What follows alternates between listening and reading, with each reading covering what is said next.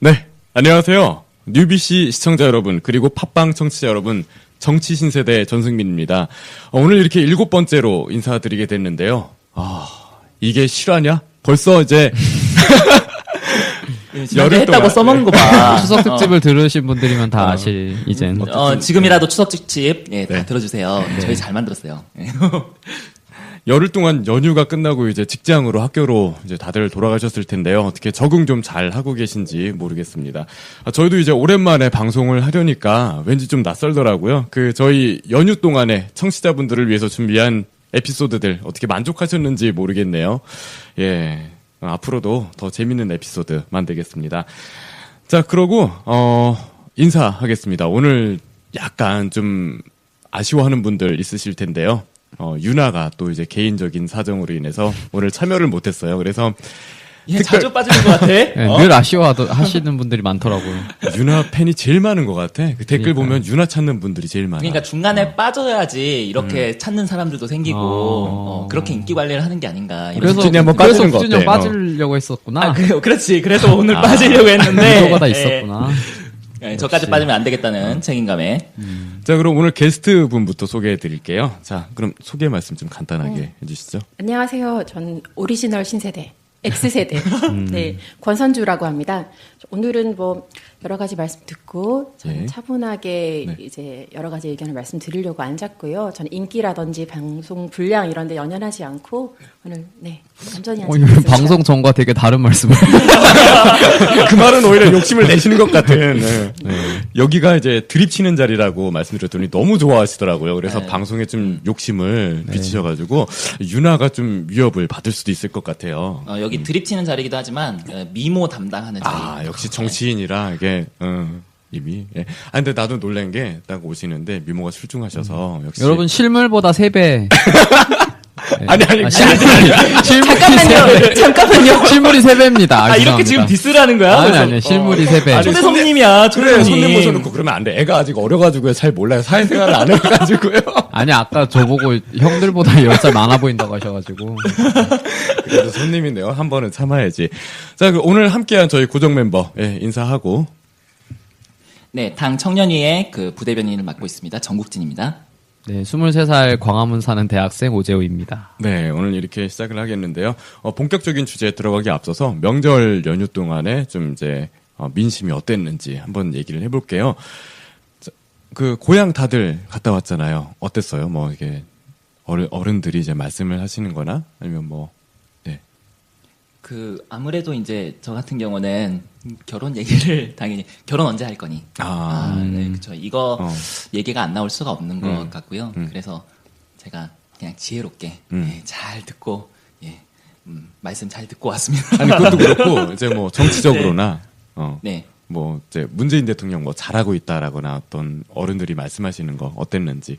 제가 이제 추석 특집 때도 말씀을 드렸는데 저희 친가 외가 다 이제 전라도 지역에서 이렇게 사시고 있기 때문에 그 부분에 대해서 이걸 얘기를 좀 할 수밖에 없을 것 같아요. 왜냐하면 대통령님께서 취임하시고 나서 가장 먼저 이렇게 가졌던 그 대중 행사라고 해야 될까요? 그게 이제 5.18 기념식이었잖아요. 그리고 그때 가졌던 이제 기념식에서의 기념사라던가 그 다음에 이렇게 끌어안으셨던 모습이라든가 이런 것들에 감동받으신 어르신들이 되게 많이 계세요. 그래서 지난 총선 그리고 그 이전만 하더라도 실제 반문정서라는 게 어느 정도 있기는 있었거든요.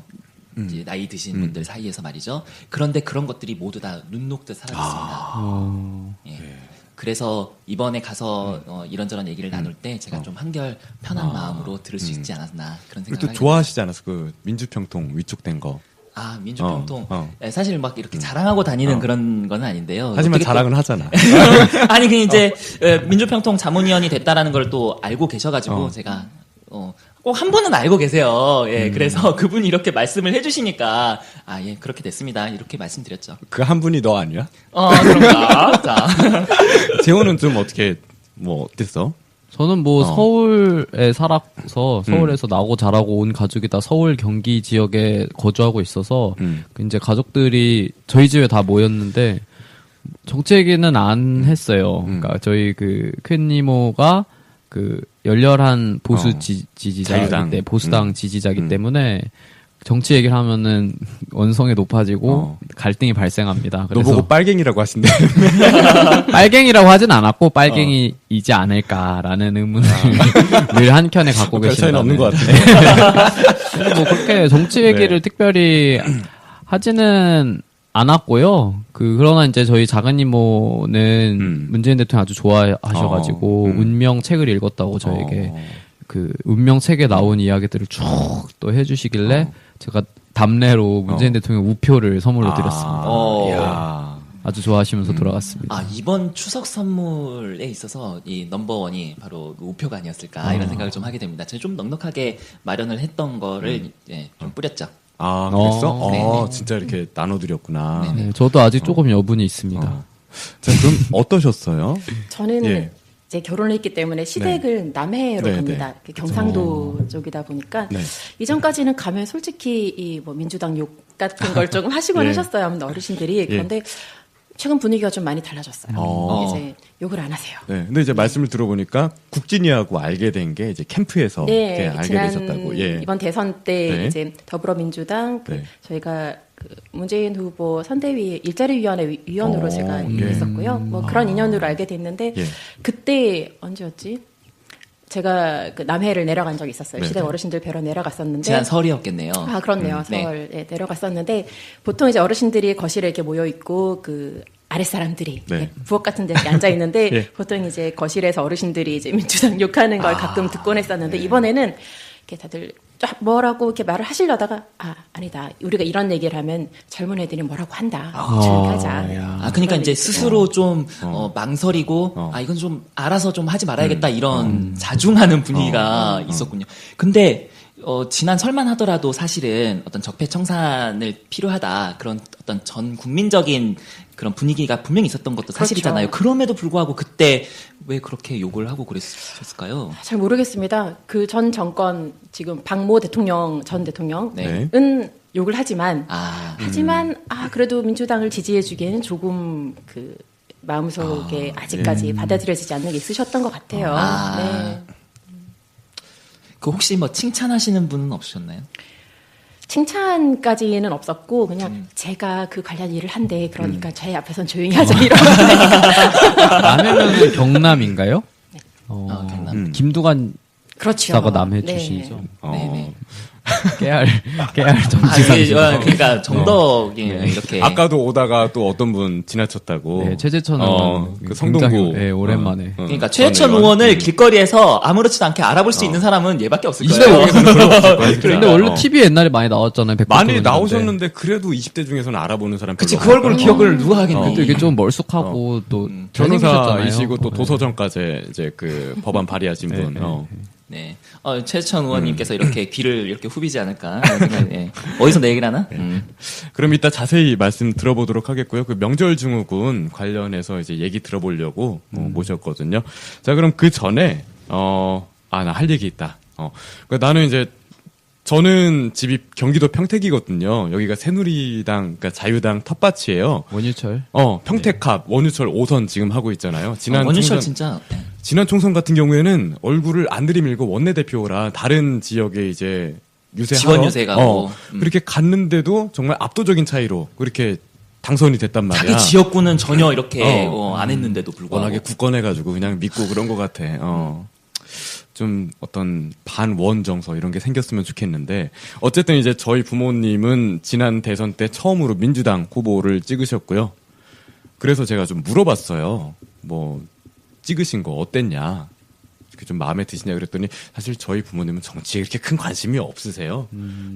그냥 그 나이 때에 어른들이 갖고 있는 생각 갖고 계시고 그랬더니 그냥 주변에서 얘기하는 거 들으니까 괜찮은 것 같다고 말씀을 하셨고 저는 이 얘기를 갑자기 왜 꺼냈냐면은 그 평택에 내려가니까 아까 말씀드린 대로 그 자유당 텃밭임에도 불구하고 정말 현수막이 많이 보이는 거예요. 그 우리 민주당 현수막이. 아. 네. 뭐 지역위원장 이름으로 내건 현수막에서부터 당직자분들의 어떤 그 현수막이 많이 보였는데 다른 당도 많았다고 하는데 저는 유독 평택에서 거의 진짜 자유당이 1개 있으면 민주당은 9개 이렇게 봤거든요. 그러니까 너가 좀 반가우니까 이렇게 더 눈에 띄고 그런 건 아니었을까? 그런 것도 그랬는데 거의 진짜 못 봤어. 평택에서는 다른 당. 뭐 이제 서울 올라와서도 그렇고. 그러면은 그 전에 이제 추석이나 설 세러 갔을 때에는 그렇게 많지 않았던 거지. 전에도 물론 있긴 있었지만은 거의 체감적으로는 2-3배 늘어난 느낌이랄까? 거의 뭐 사거리에 다 걸려 있다든지. 지방선거 준비하시는 분들이 많은가 봐요, 평택 지방에. 아니 그러니까 이제 그렇죠. 항상 그래서 이제 선거 전에 이제 추석이나 설 때 그렇게 인사하는 플랜카드 거는 분들은 되게 많긴 했는데 그럼에도 불구하고 이렇게 눈에 띄게 증가했다라는 것은 내가 생각했을 때는 그 전까지만 하더라도 그 동네에서 민주당의 이름을 걸고 한다는 게 뭐랄까 이제 좀 주민 정서라든가 이런 것들이 좀 호의적이지 않았던 거지. 그런데 분위기가 어찌됐건 간에 조금이라도 변한 거지.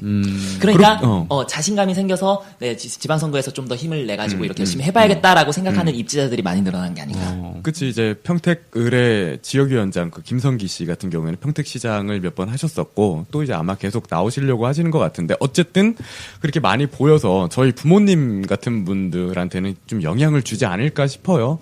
근데 그게 되게 중요합니다. 그러니까 플랜카드에 파란색으로 이렇게 많이 눈에 띄게 되면은 아무래도 나중에 이게 계속해서 각인이 되기 때문에 예, 그런 것들이 좀 되게 영향을. 그러니까 사실 우리는 주변에 그래도 정치에 관심을 많이 갖는 분들이 있기 때문에 설마 이럴까라고 생각을 안 하지만은 부모님하고 대화를 나누다 보면은 좀 이렇게 놀랄 때가 많거든. 그러니까 비례의원 이런 것도 잘 모르시고 그렇기 때문에 그런 어떤 현수막 많이 걸고 이런 게 좋은 영향을 확실히 아니, 많이 근데 원래 끼치고 있다. 민주당이 현수막 정치 되게 못했거든요. 아 맞아, 그것도 되게 중요합니다. 문재인 대표 이후에 이제 더불어민주당으로 가는 과정에서 이제 뭐 손혜원 의원이 홍보를 맡고 이러면서 좀 홍보국 보강시키고 이랬잖아요. 아 이것도 얘기를 할 수밖에 없는데 그 전에 현수막들 보면은 디자인들이 아주 좀 구렸습니다. 구렸어요. 예, 근데 이상한 데다 달고. 그러니까. 근데 더불어민주당으로 이렇게 바뀌면서 그리고 손혜원 의원이 이제 디자인을 이렇게 좀 신경을 쓰기 시작하면서 디자인들이 되게 예뻐요. 맞아요. 그렇지 않아요? 예. 그래서 대신- 눈이 한 번이라도 더 가게 되고. 대신 국민의당이 후져졌어요.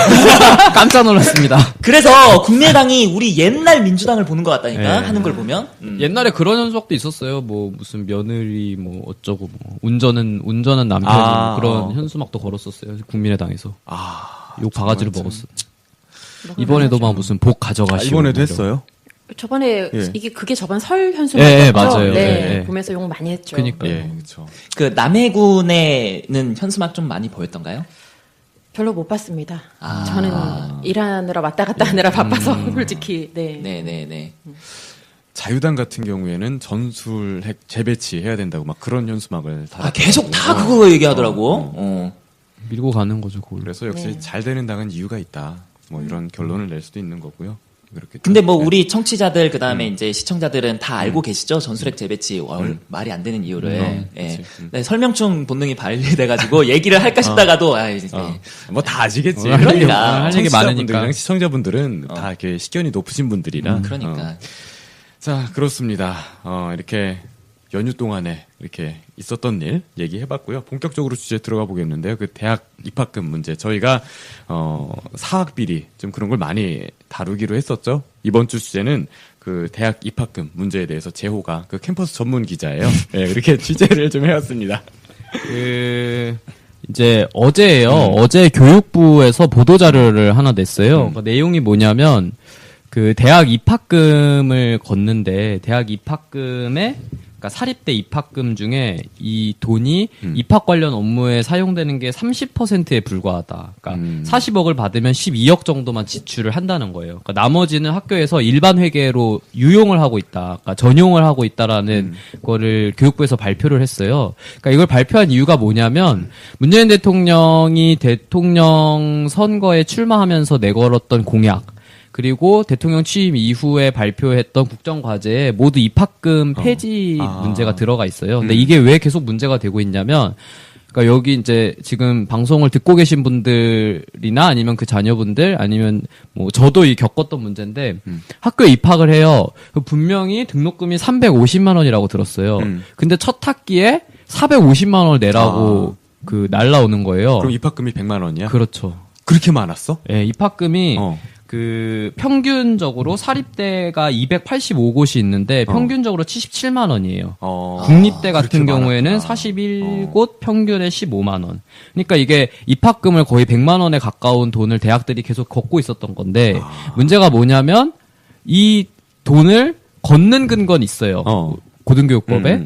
근데 이거를 어떻게 산정하는지, 어떻게 사용하는지 대학이 발표할 의무가 법에 없는 거예요. 그러다 보니까 계속 그 대학교의 학생들은 계속 문제 제기를 해왔고, 또 국회에서 이 고등교육법을 개정하는 게 계속 발의가 됐음에도 불구하고, 우리가 계속 사학비리를 다루지만 대한민국에서 굉장히 힘이 센 기득권 중에 하나인 그치. 사학들이 계속 이걸 막고 있는 거예요. 그러니까 지금도 입학금을 없애라고 이제 교육부에서 계속 압박을 하고 이제 또 대화를 계속 이어가고 있는데도 불구하고 사립대에서 못 없앤다라고 계속 이제 반발을 하고 있는 거죠. 근데 이게 흥미로운 게 OECD 34개국에 입학금을 걷는 나라가 4군데가 있어요. 포르투갈, 멕시코, 대한민국, 일본이에요.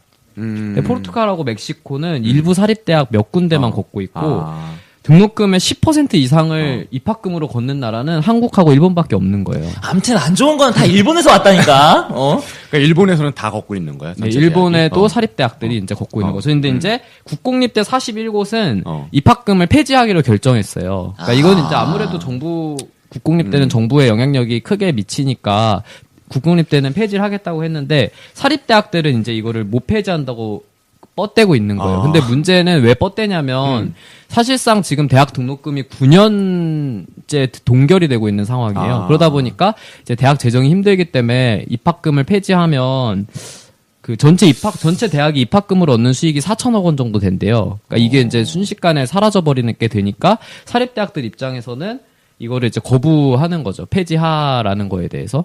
그래서 이제 정부에서는 너네 국가 장학금을 더 주겠다. 그리고 재정 지원을 해주겠다. 이제 이렇게 당근을 제시를 하고 있는 거죠. 네. 일단 그런 반응은 없는 거고 일단 그냥 무조건 계속 지금 대화를 하고 있는 과정이고. 아니 근데 조금 말이 안 되는 게 물론 이제 그렇게 해서 갑자기 그 대학 재정이 그만큼 이제 비게 되겠지만 그런 거를 알면서도 국공립대는 폐지를 한다고 했잖아. 그렇죠. 그러니까 이건 좀 아니면 최소한 좀 뭐 입학금을 좀 줄이겠다. 그러니까 당장 폐지가 안 되면 줄이겠다라는 그런 정도의 뭐 좀 성의는 보여야 되는 거 아닌가? 그렇죠. 아니면 어디에 쓰고 있다라는 거라도 그렇죠. 밝혀줘야 그렇죠. 되는 예. 건데. 예전에 이제 그 참여연대에서 대학마다 그 입학금 어디다 쓰는지 밝혀라 하는 걸 정보공개 청구를 했어요. 그래서 저도 그때 저희 학교에 정보공개 청구를 태어나서 처음 해봤거든요. 그래서 좀 약간 무서웠어요. 아무래도 학교에다가 정보공개 청구를 하면 다 제 정보가 들어가니까. 그래서 학교에 직접 안 하고 교육부를 통해서 교육부가 이제 학교에 정보공개를 요구하는 방식으로도 가능하더라고요. 그래서 학교에 제가 그 요청을 했었는데 뭐라고 답장이 이제 이메일이 왔어요. 학교 담당자한테 한 2주 후인가. 그 입학금을 사용하는 내용 공개하지 않는 게 원칙이고 학교 내 원칙이라고. 그리고 내역도 갖고 있지 않다. 그냥 학교 내 원칙. 그러니까 학생들한테 100만 원씩 받아가지고 어디에 쓰는지 사실상 안 밝히는. 그러니까 교육부에서도 요구한 곳이 285곳에 요구했는데 절반 정도밖에 제출을 안 했다는 거예요. 어디에 사용하고 있는지를. 근데 다시 생각해 보면, 그러니까 안 밝히는 것까지는 그래도 좀 이해를 할 수 있겠어요. 뭐 어떤 법률적으로 이렇게 정해진 건 아니니까. 그런데 아니 뭐 자료조차 안 갖고 있다는 건 이거 말이 되냐는 거지. 그러니까 입학금 용도로 쓰지 않고 그냥 학교 행정을 하는데 돌리는 거예요, 그 돈을. 그러니까 100만 원 중에 아까 말씀드린 것처럼 만약에 예를 들어 100만 원을 걷는다고 하면 30만 원 정도만 입학 관련해 쓰는 거예요. 예를 들어 뭐 OT 비용이라든지 뭐 학생들 뭐 필요한 뭐 책자 나눠주고 이런 정도로만 활용을 하고 나머지 비용은 다 학교의 일반 재정으로 돌려가지고 전용을 하고 있는 거예요. 그러니까 이게 제대로 사실 법정 규정이 법에는 소정의 입학금을 거둘 수 있다라고만 규정이 돼 있고 다른 규정들이 없으니까 사실상 정부가 간섭을 할 수 없는 상황에 놓인 거죠. 제도적 미비점이 있는 건데, 예. 그러면은 좀 좀 수정을 해서 고등교육법 개정안 같은 거를 좀 수정을 해가지고 그게 좀 어느 정도 움직임이 있나요?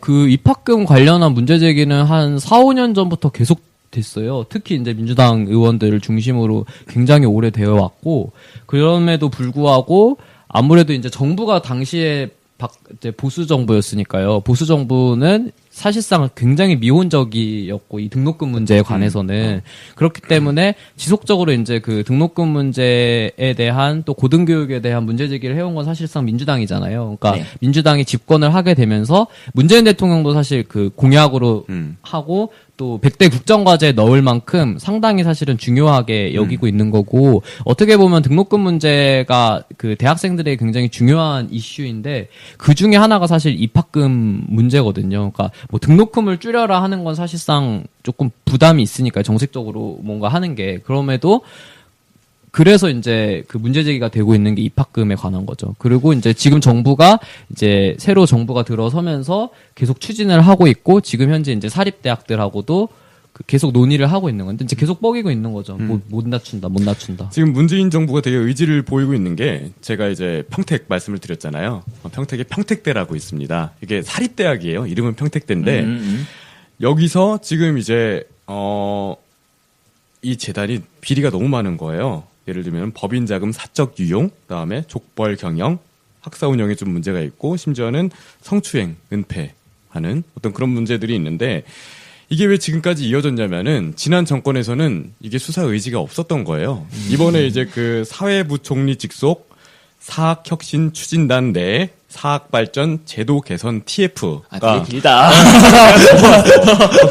너무 길어가지고 이번에 그래가지고 좀 수사 의지를 보인다고 하더라고요. 아무리 이제 신고를 해도 이 평택 검찰 쪽에서는 아무런 수사 의지가 없었다고 그래서 지금 매주 수요일마다 집회도 하고 그러고 있다고 아니 그래요. 근데 우리 대통령님께서 정말 각 분야에서 적폐청산을 하고 계셨는데 여기까지도 지금 손길이 닿았는지는 저도 처음 알았어요.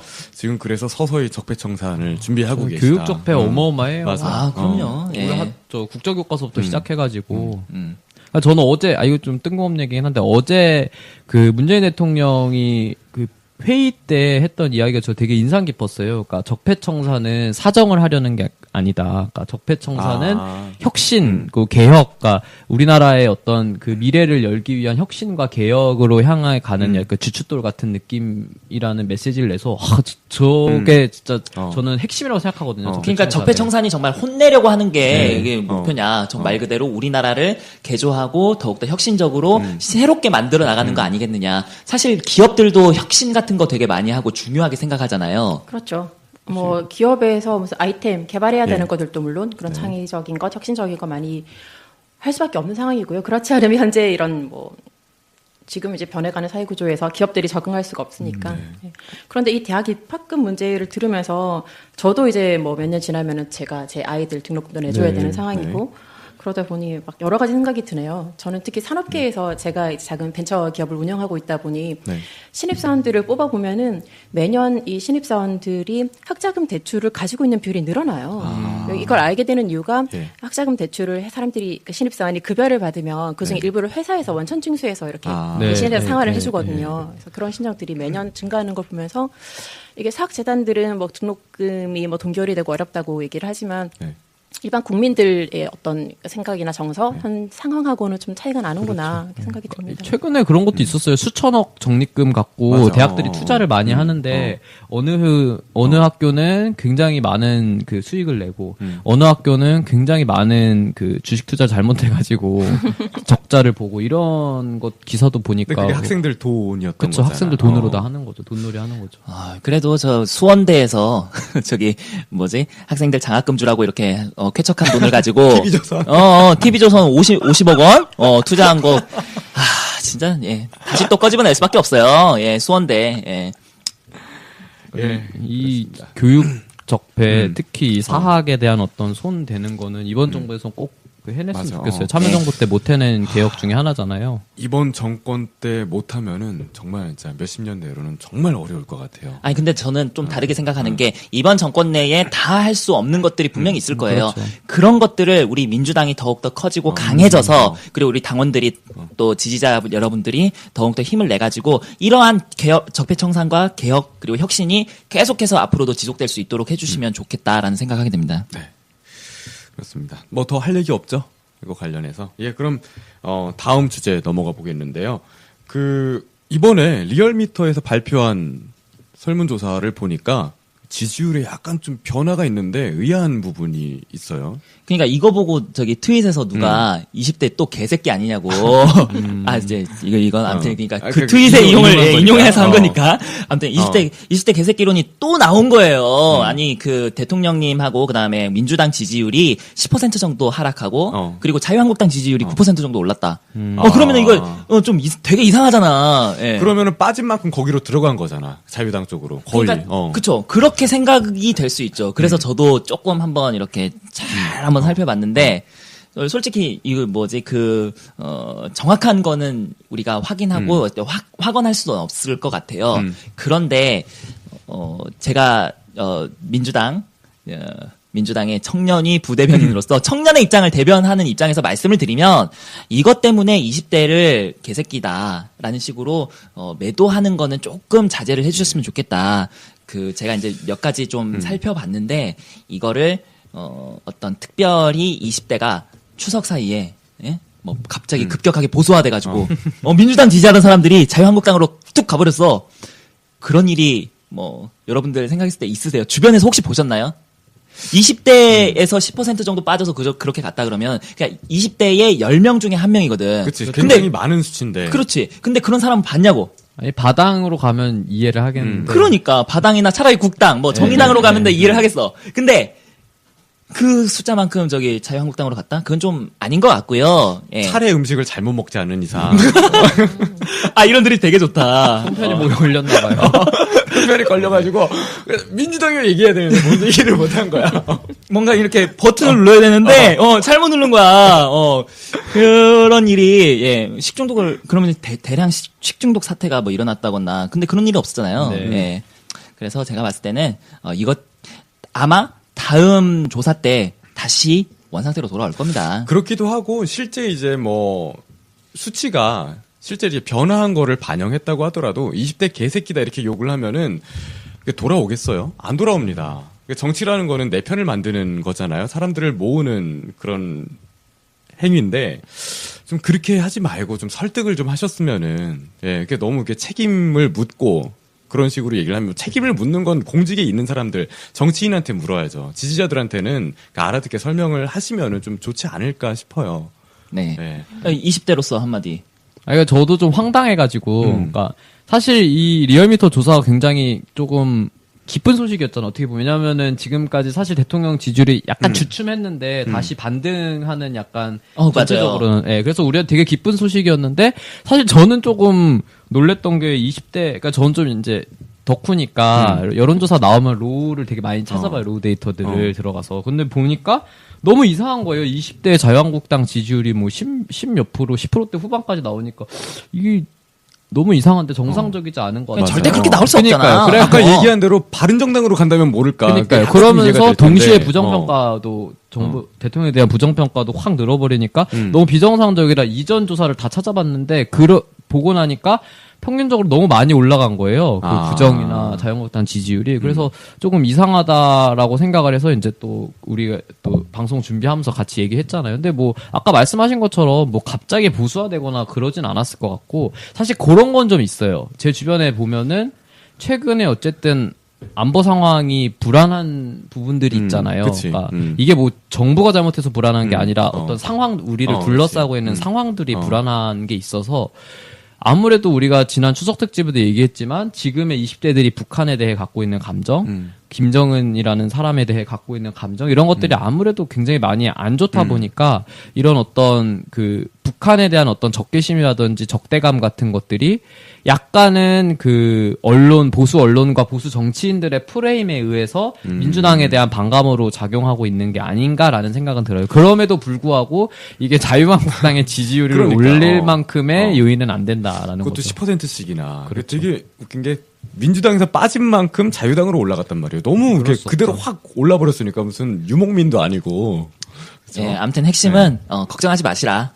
다음 주에 정상으로 돌아올 거다. 어쨌든 이제 뭐 이번 조사 한 번으로 20대 개새끼론 얘기하는 건 너무 섣부르다. 실제 이제 그렇다고 하더라도 제가 아까 말씀드린 대로 그러니까 좀 정치 이제 조울증이라고 가피님께서 이렇게 이름을 지으셨는데 너무 이렇게 흥분하지 않으셨으면 좋겠다. 아, 예. 그런데 내가 아까 들어보니까 승민이가 20대 개새끼론이라고 할 때는 되게 고급져 보인다. 고급지게 아니, 약간 들려. 형이 개새끼 이러서 그래요. 여기는 그런가? 개새끼 이렇게 나오고. 그래 이렇게 톤을 약간 낮추면 돼 밑으로. 그러니까 어쨌든 우리가 이제 또 다음 선거를 앞두고 있잖아요. 그러니까 다음 네. 선거를 앞둔 만큼 조금 청년에 대한 왜냐하면 그러니까 이게 뭐 자유한국당에서 하는 짓들이 다 고꺼워 보이진 않지만 다음 지방선거에서 자유한국당이 굉장히 초점을 맞추고 있는 부분이 청년하고 여성이에요. 이제 최악 네, 네, 예, 예. 부분이니까. 그러니까 공천에서도 청년을 많이 공천할 것 같고 여성도 분명히 많이 공천할 것 같이 보여요 지금의 상황이. 그리고 그렇게 하거든요. 얘는 그렇게 또 한다고 하겠다고 해요. 하더라고. 실제로 어, 그랬잖아, 어, 총선 예, 예. 때도. 그러니까 그런 것들을 봤을 때 조금 그 20대 30대들에 대한 어떤 좀 기회나 어떤 기대감을 많이 북돋아 주는 게 좋다. 다음 지방선거를 위해서라도 다음 지방선거 때 또 많은 20대들이 투표장에 나와서 민주당과 문재인 대통령에 대한 지지를 보여줄 수 있도록 좀 그런 북돋아 주셨으면 좋겠어요. 그렇죠. 개새끼라는 이제 것보다는. 명절 때 보면 어르신들이 잔소리 많이 하는데 물론 이제 걱정되는 마음에서 하시는 거 압니다. 이게 잘한다 해야 실제로도 잘하거든요. 그래서 그게 너무 20대 욕하지 마시고. 예. 그러니까 아무튼 20대에도 되게 생각이 있는 사람들 많습니다. 여기 있는 재호처럼. 그리고 뭐 바른정당 곧 없어지니까요. 바른정당 뭐 저기 네. 유승민 이제 뭐 명분만 있으면 합당하겠다 뭐 이런 말도 네, 하고. 근데 바른정당 곧 없어질 거기 때문에 음. 우리가 너무 이제는 바른정당 얘기 안 해도 될 것 같아요. 근데 나는 바른정당이 사라지면은 또 이제 바른정당이 있기 때문에 자유당이 좀 견제를 받은 거잖아. 그래서 있었으면 하는 마음이 있었는데, 그러니까 전략적인 생각에서 그 좀 약간 안타깝긴 하더라고. 그럼 이 정도로 정리를 네. 하고. 네. 자, 그럼 이제 명절 끝나면 명절 증후군 많이 겪으시는데요. 명절 때 이렇게 참 가족들, 친척들 모이는 자리에서 이렇게 유쾌한 일들만 있는 건 아닙니다. 이게 제 주변에 보면은 명절 차라리 없앴으면 좋겠다 이런 얘기하는 분들이 있는데 그 중에서도 이제 사회가 이만큼 변화하고 있다. 그거를 몸소 이제 겪으시는 그 권선주 대표님 모시고 무슨 뭐 저기 기업 행사 아니, 무슨 대표님 이렇게 우리가 언니라고 부르기로 했잖아. 방송 전에는 언니라고 하셨으면서 그러니까 갑자기 좀 쇼적인 걸 보여드리려면 누나 뭐 이런 식으로 해야 되는데 예 어쨌든 이제 모셔보고 이제 명절 때 어떤 일을 겪으셨는지 한번 얘기를 해볼게요. 네, 그 명절 때 남해로 갔다 오셨다고 아까 말씀하셨죠. 네. 예, 이번에 처음 차례를 지내셨다고. 네, 그렇습니다. 사실 저는 이제 결혼 9년 차가 됐는데 네. 맏며느리입니다. 심지어 제가. 그럼에도 불구하고 뭐 차례 제사 이런 걸 잘 모르는 이유가 일단 저는 본가인 친정이 네. 이제 뭐 기독교 종교가 네. 있어서 네. 뭐 제사나 차례 같은 관습에 거리가 좀 멀었고 네. 결혼하고 나서도 이제 큰 집이 아니어서 그런 행사들이 별로 없었어요. 네. 그런데 이제 작년에 저희 시할머님이 돌아가시면서 네. 이제 제사나 이런 게 생기더라고요. 네. 그래서 올해 처음으로 이렇게 지내봤고 그런데 뭐 저희 시댁은 사실 제 주변 친구들이나 이렇게 지인들이 여러 가지 일들을 겪는데 네. 뭐 그런 일들을 겪을 만큼 그 이제 보수적인 네. 그런 분위기는 아니에요. 네. 물론 처음부터 그랬던 건 아니고요. 네. 그러니까 제가 얘기를 들어보니까 굉장히 이제 모범적인 사례인 것 같은 게 남편분이 이제 가사랑 육아를 잘 도와주시고 그리고 또 시어머님이 흔히 얘기해서 쉴드 친다 그러죠. 그러니까 시어머님이 너무 시집살이를 경험을 많이 하셔가지고 이제 시 할머님, 시 할아버님이 이제 장수를 하셨다고. 그래서 그 동안에 좀 시어머님이 이제 며느리 고생 안 시키게 하신다고 많이 이제 좀 소위 얘기해서 풀어주셨다. 아, 예, 진짜 맞습니다. 이런 분 찾기 어렵습니다. 네. 진짜. 예. 그래서 이제 친구분들 이제 만나시면은 이런 얘기를 잘 못하신다고요. 자랑이 되니까. 그래서 여기서 마음껏 자랑하시라고 저희가 몽석을 좀 깔아드리려고요. 그냥 자랑만 하면 안 되니까 저도 네. 당한 얘기는 또 풀어야 네. 이제 뒤에 사이다설이 나오고 네. 이럴 테니 네. 사실 그 저도 처음 결혼하고 나서는 이 문화가 참 낯설었어요. 예. 결혼하신 분 있으신가요? 아니 저희는 다 아, 미혼이에요. 네, 그렇죠. 그래서 초대를 네. 했습니다. 예. 결혼하고 처음에 이제 예. 시댁 행사를 이렇게 네. 설 명절 이렇게 갔는데 네.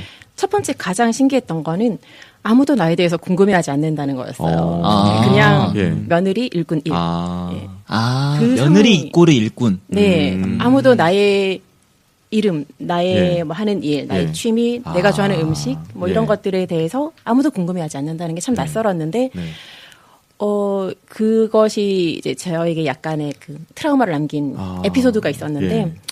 첫 명절에 이제 성묘를 갔었어요. 네. 가서 이제 어르신들, 그러니까 저희 시어머니, 장녀인 분들이 이렇게 준비를 하고 있고, 저랑 제 남편 그리고 뭐 사촌들 이런 사람들은 뒤쪽에 서 있었어요. 네. 서서 이렇게 네. 담소를 나누고 있었는데 며느리는 그중 저 하나밖에 없었어요. 예. 예. 근데 어르신 중 한 분이 오셔가지고 저한테 굉장히 큰 소리로 화를 내시면서 버럭 예. 너는 여기서 뭘 하고 있느냐? 저희에 가서 일을 하도록 하여라. 근데 그분이 직계 가족분은 아니시죠? 네, 직계는 아니었어요. 예, 그 설명을 조금만 드리자면은 그 남편분 친가가 이제 그 남해 있으신데 거기에 이제 그 친가 외가가 다 있으시다고 네, 남편분. 그렇죠. 예, 예. 그래서 어르신들이 되게 많으셨대요. 네. 결혼을 할 당시에. 네. 예. 그래서 그 얘기를 듣고 굉장히 당황했었어요. 예. 저는 당황했고 나도 말로만 듣던 그 시집살이? 시집살이라는 게 이런 것인가. 우리 시부모님은 굉장히 그 젠틀하게 저한테 대해주시지만 이 그 말리는 시누이가 밉다고 네. 주변 어르신들의 이 오지랖이 예. 이게 또 중요합니다. 주변 어르신들이 예. 더 심해요. 그렇게 제3자, 제4자인 분들이 이렇게 꼭 한마디씩 하세요. 아니 그 저 머리 해주시는 실장님도 이번에 결혼하셔가지고 추석 때 시댁에 갔다 왔는데 시부모님은 아무 소리 안 하는데 시누이가 그렇게 잔소리 많이 한다고.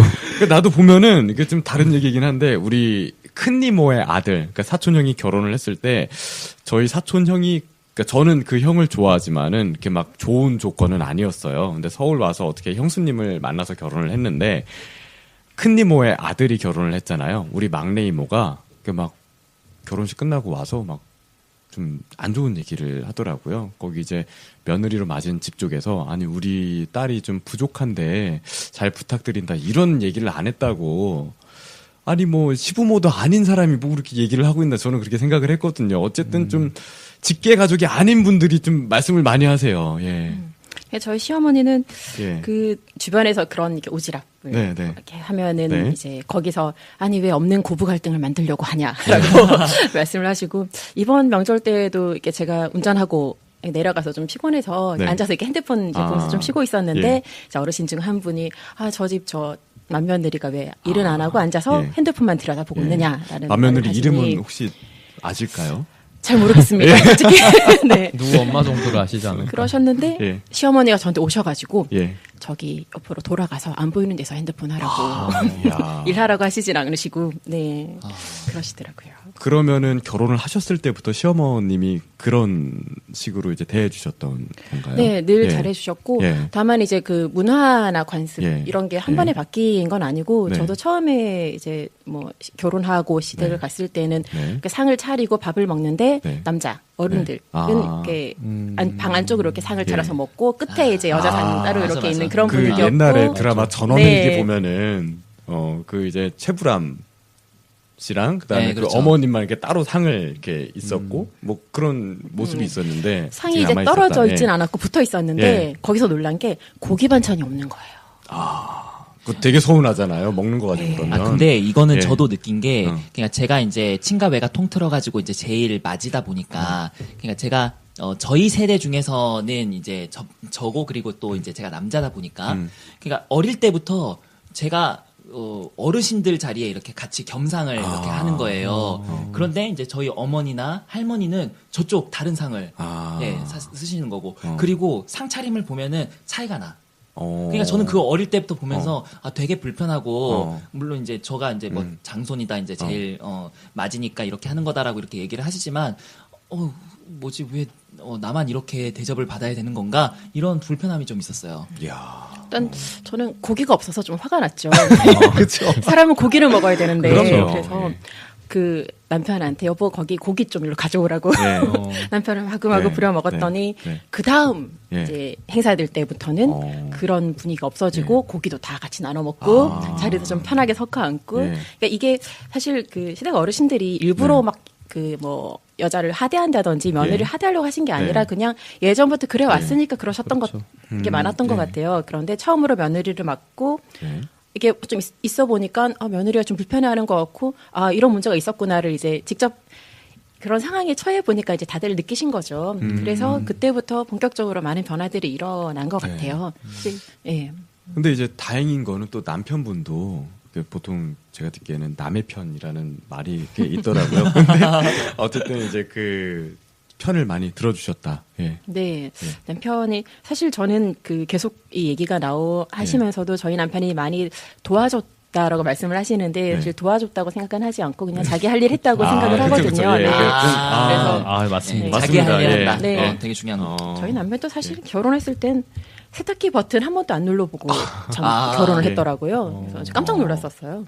근데 저는 이제 혼자 좀 산 기간이 길어서 살림을 잘 하는 편이었기 때문에 네. 이렇게 하면서 그런 상황이 별로 부당하다고 느끼지 않았던 게 자랑인데 저희 남편이 예. 마음껏 하셔도 됩니다. 네, 예. 결혼하고 처음 음식물 쓰레기를 버리러 나가게 됐어요. 네. 그래서 내가 가겠다 그랬더니 자기가 한번 가보겠대요. 갔다 오더니 혼이 빠져나간 얼굴로 와서는 음식물 쓰레기 버리는 곳이 이렇게 지저분할 줄 몰랐다라고 하면서 예. 그 냄새 전에는 엄청나고. 버리러 가지 않았던 거예요. 그렇죠. 그치. 이렇게 지저분한 일을 예. 내 아내에게 시킬 수 없다. 어. 앞으로 음식물 쓰레기는 자기가 버리러 가겠다. 예. 또 뭐 자랑거리 있나요? 하셔도 돼요. 어차피 저희는 남편이 없기 때문에. 네. 아니, 아, 우리가 남편이 될 거기 때문에 아, 뭐 이게, 뭐 좀 어떻게 모범 사례로, 해야 되는지 좀 보고, 예. 일단 뭐 이 정도만 하는 게 좋을 것 같습니다. 예. 앞으로 올라올 것 같아서. 아, 저희 청취자분들, 시청자분들 되게 관대하세요. 저희 혹시나 이제 악플 하나 달리면은 진짜 문꿀 오소리들처럼 막 이렇게 쉴드 쳐주시고 밑에 댓글로 예, 마음껏 하셔도 되고요. 사실 네. 악플보다는 무플이 무섭다고. 그렇죠. 네. 오늘 댓글에 뭐 예. 오늘 나오신 게스트 예. 말 참 못하시네요 이런 거라도 달리면 좋겠는데 아무 말도 없으면 자주 이제 그게 나오시면 섭섭하죠. 좋겠네요. 뭐 이런 게 달리지 않을까. 근데 그 악플 단계 유나하면은 그럴 수도 있어요. 가계적 만들어가지고. 이게 사람이 꼭 와야지 없으면 이렇게 좀 의심하게 잠깐만, 돼요. 유나 보고 있나? 유나야 너 없으면 방송 안 돼. 근데 이런 어떤 그 가족 내에서의 변화들이 굉장히 그 우리 사회 분위기의 변화랑 되게 이렇게 밀접한 것 같아요. 그러니까 이전에 비해서 상당히 뭐 성차별이라든지 아니면 성불평등에 대한 어떤 문제 제기나 이게 공론화가 많이 됐잖아요. 그 이쯤에서 좀 민주당 부심을 부려보고 싶은데 뭐냐면 그런 사회적인 변화가 사실은 김대중 노무현 정부를 거치면서 굉장히 많이 변했다는 생각하지 않으시나요? 네. 여성부도 생기고. 여성부가 생긴 게 이제 DJ 정부 네. 때였고, 물론 아직도 여성부 가지고 이렇게 막 시비 거는 사람들도 있지만, 네. 예, 우리 지지자분들은 그런 분들은 없으실 거라고 생각을 하고, 그리고 이제 또 덧붙여서 얘기를 하면 호주제 폐지가 바로 DJ 정부 때 있었습니다. 예. 그리고 그 호주제 폐지는 물론 이제 시민 사회가 이제 굉장히 노력을 했고 여성계가 많이 노력을 했었던 거기도 하지만 동시에 대통령님께서 김대중 대통령님께서 굉장히 관심을 가지고 이렇게 추진했던 사업이기도 하거든요. 실제로 DJ께서 그러니까 70년대 이때부터 자기 집 그 대문의 문패를 김대중 뭐 이렇게만 적은 게 아니고 그 옆에 나란히 글자로 이희호 이렇게 같이 적으셨거든요. 그러니까 그때부터 이미 깨어 있으셨던 네. 거죠. 그게 진짜 김대중 대통령님의 위대함을 설명하는 부분이 아닌가요? 그렇죠. 그때 호주제 폐지할 때도 전통 운운하면서 폐지 반대하는 목소리들이 이렇게 많았단 말이에요. 근데 이게 유림들이요. 그 성균관. 사실 그건 인습이라고 생각을 하거든요. 좀 없어져야 될 인습이라고 생각을 하는데 저는 차례도 한 2, 3년 전부터 저희 집은 차례를 안 지내요. 예. 저희도 그게- 한 5년 됐어요. 그게 참 좋은 게 저도 좀 귀찮았거든요. 왜냐면은 그 뒤에 편은 거 뭐라 그러지? 병풍? 병풍도 내려야 되고 그다음에 제 펴는 거 정도는 좀 해라 좀. 아니 근데 그거를 또 막 뭐 써야 되잖아요. 내려와. 그거는 이제 항상 있지 준비된 게. 유세, 차. 그래서 그래가지고 제기도 내려야 되고 그리고 제기 또 막 무겁지. 제기 닦아야 되고. 그런 건 좀 해라 좀. 아니 나는 이제 자취한 지 지금 12년째인데 음. 가사노동에 대한 성취라는 게 사실 없잖아요. 그냥 이제 현상 유지를 위한 건데 가사노동에 있어서는 웬만하면은 안 할 수 있는 건 안 해야 된다라고 생각을 해요. 그 차례도 굳이 일상적으로 먹는 음식이 아닌데 그냥 조상을 위하는 마음이면 되지 그런 생각이었거든요. 또 집 그 병풍 내리는 게 얼마나 무거운데 그리고 또 이게 커버 씌워가지고 또 이제 갖다 놓고 나 너무 귀찮았단 말이야. 그러면 그 제사 그만두시게 된 계기가 어떻게 된 거예요? 각 집안에서?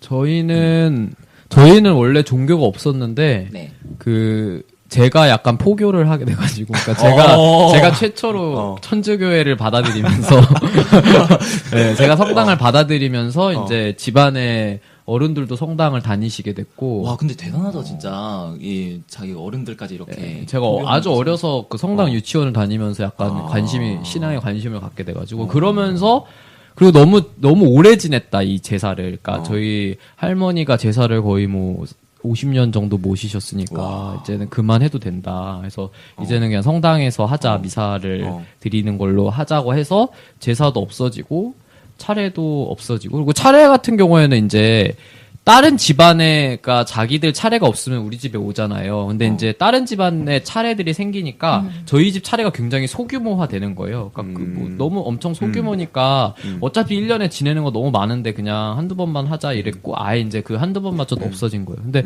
저는 사실 이번 차례 때 든 생각이, 사실 차례라는 게 뭐 조상님 감사 뭐 이런 거 있지만 네.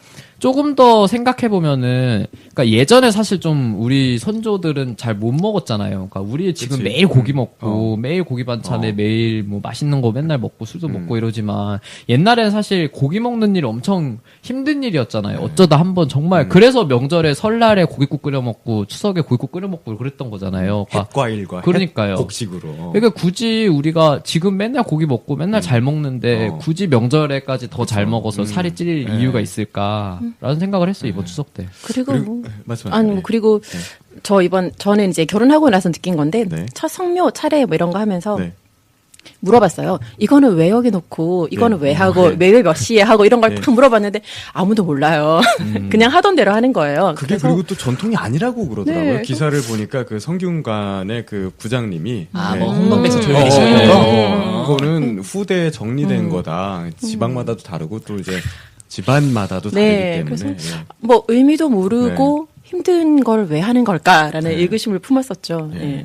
없어질 것 같아요. 저희 세대가 한 40대, 50대 되면은 차례라는 게, 일본 보니까 뭐 무슨, 요즘에 이런 것도 있더라고요. 차례상 모형 미니어처로 만들어서 낙골당 같은 데 넣어놓고, 그리고 대신 차례도 지내준대요. 그 그 절 절 같은 같은 서비스가 데서. 너무 많은데. 그래서 진짜. 그거 생중계해가지고 바로 볼 수 있게 핸드폰으로. 여기 또 말이 나와서 말인데, 그 옛날에 이제 음식을 못 먹었으니까 이때만이라도 좀 맛있게 고기도 먹고 그랬는데, 산적 좀 별로지 않아요? 산적 말고 난 좀 다른 것 좀 올렸으면 좋겠는데, 갈비찜도 난 솔직히 별로고. 갈비찜도 올라가요? 저희 집은 갈비찜 이 올라갔어요. 집안마다 달라서. 예. 네. 뭐 피자 스파게티 올려야 돼 그러면? 내가 좋아하는 걸로. 그 뭐예요? 돈가스? 돈가스, 돈가스 되게 뭐 아무튼 그만두기로 했잖아. 그러니까 그치. 세상. 만약에 이제 내 차례상 아니, 자기는 차례 안 지내고 싶으면서 왜 자기는 차례를 바꾸고 싶어해? 그러니까 그냥 생각을 해보는 거지. 아니 뭐 평소에 이렇게 먹는 음식도 아닌데 차례상을 이렇게 준비한다는 것 자체가 부당하다는 거를 얘기하기 위해서 꺼낸 거지. 나는 죽으면은 그냥 이게 화장해가지고 이렇게 납골당도 이렇게 안 하고 이렇게 할 거야. 그런 생각해요. 네. 전 이제 뭐 아마 저희 때도 뭐 관습적으로 네. 돌아가셨으면 의뢰이 뭐 제사를 지낸다 이런 건 없어질 것 같고, 뭐 네. 다만 어르신이 뭐 나 죽고 나면 네. 뭐 제사를 지내다오라고 하면은 예. 그땐 하겠구나 뭐 그 정도. 네. 제사를 지내도 그냥 이렇게 같이 이렇게 간소하게 생각하고, 네, 예. 즐거운 시간이 될 수 예, 있도록 가족들끼리 맛있는 거 모여서 먹고. 맛있는 거 뭐 너는 예를 들어 네? 제가 죽으면요? 저는 보쌈파 같은데. 아니요, 저는 라떼 한 잔. 큰 욕심 없어요. 시크레다 역시. 큰 욕심 없습니다. 라떼 치즈케이크. 되게 도시남자가 라떼 치즈케이크. 라떼 클럽 치즈케이크. 샌드위치. 네, 좋죠. 클럽 샌드위치. 베이글이랑. 너무 욕심 그럼 부리지 나중에 않는 이제 거고. 차례상에 막 베이글 올라가고 라떼 올라가고 그런 때도 올까? 그럼 그 탐앤탐스에서 사오고 막 타멘탐스 스타벅스로 해다오 뭐 이런 네, 거. 저는 네. 스타벅스로. 예, 차례상을 스타벅스가 차리게 되는 그런 날이 올지도 모르겠다는 그런 생각이 들고, 그 혹시 주변 지인분들 얘기 좀 들으신 거 있다면 명절 증후군 관련해서. 지인들은 사실 저는 오늘 이 게스트 섭외를 받고 네. 나서 네. 느낀 게, 이 젊으신 분, 여기 계신 분 20, 30대 분들이시잖아요. 20, 30대는 참 30대세요, 이분도. 네. 네, 만으로, 네. 비혼이 참 많구나. 얼마나 섭외할 유부녀가 없으면 나한테까지 연락이 왔을까라는 생각을 했고, 예. 사실 저도 주변에 결혼한 친구보다 안 한 친구가 더 많아요. 그런데 한 여성들은. 친구들 얘기 들어보면, 아직까지는 명절 중국은 아직 뭐 심한 집안들도 좀 많고요. 특히 그게 또 남아선호 사상과 결합을 하면 아들이 없는 친구들일 경우, 예. 제가 나이가 우리나라 나이로 40대인데 그래도 예. 이 나이까지 아직도 이 40대 며느리에게 아들을 아이고. 하나 더 낳아라라는 예. 얘기를 하시는. 저도 아들이지만 아들 진짜 필요 없는데. 딸이 훨씬 나아요, 아들보다. 아들은 남이에요, 진짜. 그러니까 요즘 우리 세대는 사실은 그 딸이 더 낫다라는 그런 정도는 좀 있는 맞죠. 거잖아. 나도 아들이지만은 그쵸. 그러니까. 아들은 좀 여기 있는 아들들은 모두 딸이 낫다라는 결론을. 국진이 만약에 결혼하면은 아들이랑 딸 중에 나는 이제 아들, 딸 하나씩 있었으면 좋겠다 이런 생각을 결혼부터, 하는데 우선. 결혼부터. 연애부터 연애부터. 여자친구 지금 나 놀리려고 지금 이 얘기 물어본 거야? 아예 그러지 않았어. 어쨌든 이제 그 친구분들은 아직까지도 이제 딸을 좀 낳으라는 아들을 그런 낳으라는 예. 그런 이거 아들을, 압박을 예. 압박을 예. 많이 받고 뭐 첫째를 딸로 예. 낳으면 예. 뭐 시부모님이 오셔서 고추 달고 나왔으면 좋았을 텐데 하고 그냥 가신다든지 이런 일들이 그냥 이게 제 주변에 최근에 그냥 있는 그렇죠. 일인 제 거죠? 주변에 예. 그냥 있는 일들이고요. 예. 아직까진 그렇습니다. 그리고 명절 중국은 예. 그 흔한 어머님들 레퍼토리 우리가 들어왔던 거 죽어라 일해야 된다. 네. 그리고 뭐 일했더니 뭐 아까 말씀드렸듯이 밥상은 여기 예. 따로 뭐 이런 고기 반찬도 거라든지, 없고, 네, 예. 고기 반찬,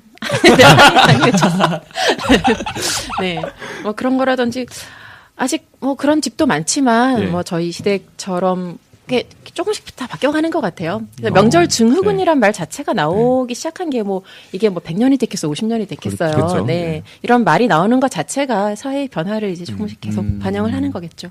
그렇죠. 예. 그렇습니다. 이렇게 얘기 들어봤고요. 시간이 거의 다 돼서 다음에 또 기회 되면은 뭐 이제 지금 벤처 기업도 운영하고 계시니까 네, 그거에 워킹맘이시니까. 관련해가지고, 지금 자녀분이 8살, 6살. 네, 예. 아들, 딸. 예. 전 아들, 딸 있습니다. 한 명씩. 예. 그리고 또 부럽다. 되게 분담이 잘 돼 있다고. 예. 네. 예. 그래서 아침은 주로 네. 남편이 아침밥을 주로 이제 차리고, 그러세요? 예. 예, 저는 주로 저녁을 케어하는 편이고 이렇게 나뉘어 있습니다. 예. 아침은 주로 뭘 해주시나요? 부모께서. 라떼? 사실은 다양하게 하죠. 김밥도 싸주고요. 우와. 예, 뭐 저 가끔은 저도 도시락 싸줘요. 유부초밥 뭐 이런 우와. 걸로. 우와. 근데 예. 보통은 시리얼. 보통 시리얼이고요. 네, 예. 그렇습니다. 네. 알겠습니다. 국진이 또 할 얘기 있다고. 김광진 의원, 전 의원 관련해서. 제 1회 때, 이제 우리 방송 나왔을 때 저보고 김광진 의원 좀 닮은 것 같다고 그렇게 말씀하신 분도 있었는데, 제가 그래요? 김광진 의원님 후원도 하거든요. 네. 그분 잘생기셨는데. 이렇게 또. 그래요? 저는 이거 면전에서 나 지금 갑자기 아니, 아니, 그러니까 저는 아니, 솔직히, 아니, 그냥 근데 저는 네, 솔직히 뭐. 속에서, 그래도 김광진 의원보다 국진이 형이 잘생겼잖아, 이렇게 생각하고 있었는데. 그래 너밖에 없다. 방송 아직 너가 이렇게 나를 끝날 시간 아직 안 됐죠? 끝나고 나서 제가 얘기하죠. 뭐. 끝나고 나서 한번 제가 진지하게 여쭤봐야겠다. 어쨌든 이제 본론으로. 그래서 이제 그런 얘기도 있었는데, 제가 또 마침 같은 순천 출신이고, 그러다 보니까 이제 좀, 광진이 형, 광진이 형이 이제 하는 정치 활동에 대해서 관심이 좀 더 많이 가는 게 사실인데, 그 지역위원장, 순천 지역의 지역위원장에 이제 공모를 했어요. 오늘 이제 면접 보신다고 내가 들었는데요. 공모에, 순천이 제일 많았다 그러더라고. 9명이었나? 8명? 그러니까 8명이었는데, 그 중에서 3명을 이야. 추려서 그 3명에 대해서 면접을 하는 거죠. 네. 그래서 사실은 그 전국의 그 모든 지역위원회에 대략 244개 정도 될 텐데 그 지역위원회에 30대인 지역위원장 있을 것 같아요? 없습니다. 있었죠. 사하에. 잠깐 있었죠. 그러니까 이제 그 오창석 이제 네. 전 그 후보가 이제 거기서 이제 아무튼 사을에서 이렇게 했었는데 그런데 이제 없단 말이에요. 40대도 사실 흔치 않습니다. 맞아요. 그래서 30대로서 이제 지역위원장에 도전을 하시는 건데 물론 이제 다른 이제 공모하신 분도 훌륭하시겠지만 그럼에도 불구하고 저는 이제 좀 김광진 의원님께서 이번에 지역위원장이 되셔서 그 청년이 지역위원장이 됐을 때 30대가 지역위원장이 됐을 때 네. 어떤 식으로 지역위원회가 꾸려질 것이며 그리고 그 지역이 어떤 식으로 어떤 청년 이슈라든가 이런 것들도 다뤄지게 됐는지를 좀 보고 싶어요. 그런 차원에서 우리 김광진 의원 전 의원의 지역위원장 도전을 좀 응원하고 싶은 마음이 있습니다. 그리고 뭐 또 있었던 것 같은데, 당에 뭐 청년들 지방선거 출마하는 분들 이렇게 교육하는 프로그램 같은 것도 뭐 모집한다고. 네. 그래서 지금 청년 정치 업데이트. 청년 정치 업데이트라는 제목의 그 교육 프로그램이 이번 주 토요일, 일요일, 그리고 다음 주 토요일, 일요일에 이습니다. 이미 이제 접수는 다 마무리가 되긴 했지만요. 그거를 통해서 이제 현재 지방 선거를 지방 의원을 통해서 이렇게 계신 분들이 직접 강사로 오셔가지고 뭐 구청장, 지역 그 구의원, 시의원 이런 분들이 오셔가지고 강의 같은 거를 하는 거죠. 그러니까 네. 이 내년 지방선거에 나올 청년 정치인들을 대상으로 말이죠. 이제 민주당에서 좀 그런 활동들을 많이 해서 좋은 것 같아요. 얼마 전에도 신입당원 아카데미가 있었고 몇 년 전까지만 하더라도 그 가입을 하고 나서 뭘 해야 될지 모르겠다 이런 분들이 네. 되게 많았었거든. 팩스로 가입을 할 당시에. 아, 그렇죠. 네. 그리고 사실 지금 현재도 그런 부분들이 일정 정도 남아 있는 건 사실입니다. 그런데 이런 것들을 바꿔나갈 수 있는 건 결국은 우리 당원들이 직접 이렇게 나서고 하나씩 좀 더 관심을 가지고 당의 행사들에 직접적으로 좀 참여를 하시면은 네. 한 번 참여를 하면 또 그 다음에 이제 계속해서 그런 행사 알림이라든가 이런 것들도 오게 되고요. 거기서 알게 된 분들하고 계속해서 링크가 걸리기 때문에 그런 식으로 한번 당원 여러분들께서 좀 참여를 하시면 좋겠다는 그런 생각을 하게 됩니다. 네, 민주당이 계속 발전해 나가기를 바라면서요. 그 김광진 전 의원 이제 지역 위원장 예, 좋은 결과 있으시길 바라겠습니다. 면접. 예. 할 말 뭐 더 없죠? 네. 제가 한 가지만 더 말씀드리면, 네. 저희 더불어민주당 전국 청년위원회에서는 그 청년정책연구소를 얼마 전에 제가 발족을 맞다. 했습니다. 그래서 그 청년정책연구소의 연구위원을 지금 모집하고 있는데요. 그 모집이 내일, 그러니까 금요일 날 18시.